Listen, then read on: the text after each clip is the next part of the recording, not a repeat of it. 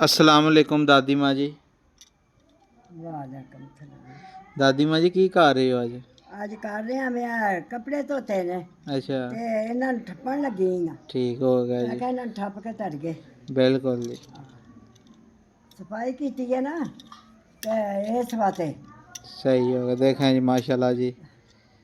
ते ओह हुण आख्या ठप्प के धर गए। ठप्पे कपड़े फिर वधिया रहिंदे ने ना। बिल्कुल जी। जे वे लोड़ पवे ठप्पे होण ते चुक के लै भी देने ते अपना वरत लईदे ने।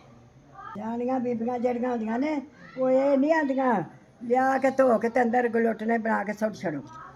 ਉਹਨਾਂ ਨੂੰ ਸੰਭਾਲਣਾ ਚਾਹੀਦਾ। बिल्कुल जी। ਉਹ ਸਿਆਣੀਆਂ ਹੁੰਦੀਆਂ ਨੇ। ਧੋਣੇ ਤੇ ਹੁੰਦੇ ਨੇ ਤੇ ਧੋ ਕੇ ਅੰਦਰਾਂ 'ਚ ਢੇਰ ਲਾ ਛੱਡਣੇ ਨੇ ਤੇ ਉਹਦਾ ਫਾਇਦਾ ਕੀ? ਉਹਦਾ ਕੋਈ ਫਾਇਦਾ ਨਹੀਂ ਹੁੰਦਾ। ਉਈਆਂ ਹੀ ਫਿਰ ਤਰਕ ਪਿਆ ਹੁੰਦਾ। ਅੱਲਾ ਪਾਕ ਸਭ ਨੂੰ ਹਦਾਇਤ ਪਾਏ ਤੇ ਸਿਆਣਿਆਂ ਕਰੇ। आमीन। ਧੀਆਂ ਨੂੰ ਮੇਰੀਆਂ ਗੱਲਾਂ ਤੇ ਦੁੱਕਾ ਦੁੱਖ ਨਾ ਕਰਿਆ ਕਰੋ। ਮੈਂ ਤੁਹਾਨੂੰ ਸਹੀ ਗੱਲਾਂ ਪਈ ਸੁਣਾਉਂਦੀ ਹਾਂ। बिल्कुल जी। ਅੱਲਾ ਪਾਕ ਤੁਹਾਨੂੰ ਤੰਦਰੁਸਤੀਆਂ ਬਾਲ ਬੱਚੇ ਦਿਓ।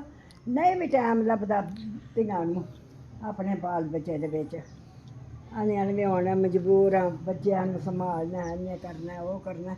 ਸਾਰੇ ਜਿਵੇਂ ਟਾਈਮ ਲੱਭੇ ਉਸ ਵੇਲੇ ਕਰ ਲਓ। बिल्कुल जी। ਕੋਈ ਜ਼ਰੂਰੀ ਨਹੀਂ ਮੈਂ 6 ਮਹੀਨੇ ਲੱਗਦੇ ਨੇ। ਉਸ ਵਕਤ ਗੱਲਾਂ ਨਾ ਕੀਤੀਆਂ ਤੇ ਟੀਵੀ ਨਾ ਵੇਖਿਆ। बिल्कुल जी। ਸੀਟੀਆਂ ਲਾਉਂਦੀਆਂ ਨੇ ਜਿਹੜੀਆਂ ਉਸ ਵਕਤ ਆਪਣਾ ਕੰਮ ਕਰ ਜਾਂ ਬੱਚੇ ਸੌਂ ਗਏ ਤੇ ਉਸ ਵੇਲੇ ਕਰ ਲਓ।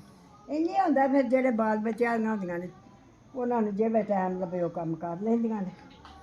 ਅਸੀਂ ਤੇ ਧੀਏ ਮੱਤ ਦਿੰਦੇ ਹਾਂ। ਕੋਈ ਨਹੀਂ ਗੱਲ ਅੱਲਾ ਪਾਕ ਤੁਹਾਨੂੰ ਤੰਦਰੁਸਤੀਆਂ ਦੇ ਬਾਲ ਬੱਚੇ ਦੇ ਵਿੱਚ आमीन। ਤੇ ਅੱਲਾ ਜ਼ਿੰਦਗੀਆਂ ਦੇ ਜੇ।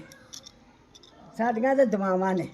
ਇਹ ਬੁੱਢੇ ਹੋ ਗਏ ਆ ਤੇ ਤਦ ਵੀ ਕਰਨੇ ਆ। ਆਨੇ ਆ ਅੱਲਾ ਪਾਕ ਜਿੰਨਾ ਚਿਰ ਜ਼ਿੰਦਗੀ ਉਹਨਾਂ ਚਿਰ ਆਪਣੇ ਤੰਦਰੁਸਤੀ ਦੇਈ ਤੇ ਨੈਣ ਭਰਨ ਦੇ आमीन। ਕਿਸੇ ਦਾ ਮਥਾਜ ਨਾ ਕਰ। आमीन। ਤੇ ਅੱਲਾ ਪਾਕ ਤੁਹਾਨੂੰ ਤੰਦਰੁਸਤੀਆਂ ਦੇ ਆਪਣੇ ਬਾਲ ਬੱਚਿਆਂ ਵਿੱਚ ਉਹਨਾਂ ਦੇ ਪਕਾਓ ਖੁਸ਼ੀਆਂ ਨਾਲ ਉਹਨਾਂ ਨੂੰ ਵੀ ਸਕੂਲਾਂ 'ਚ ਤੋਰੋ ਉਹਨਾਂ ਦੀਆਂ ਖਿਦਮਤਾਂ ਕਰੋ। बिल्कुल ਅੱਲਾ जी। ਪਾਕ ਤੰਦਰੁਸਤੀ ਦੇ ਜੇ। आमीन जी। ਅੱਲਾ ਖੈਰ ਕਰੇ। ਮਾਂ ਪਿਓ ਨੂੰ ਪੁੱਤਰਾਂ ਧੀਆਂ ਨੂੰ ਵੀ ਅੱਲਾ ਪਾਕ ਤੇ ਆਪਣੇ ਮਾਂ ਪਿਆਂ ਦੀ ਖਿਦਮਤ ਦਾ ਟਾਈਮ ਦੇ ਤੇ ਉਹਨਾਂ ਨੂੰ ਨੇਕ ਕਰੇ ਤੇ ਨੇਕ ਰਸਤੇ ਲਾਏ। आमीन। ਆ ਕੁਰਸੀ ਉਹਨਾਂ ਕਰ ਮੈਂ ਉਹਦੇ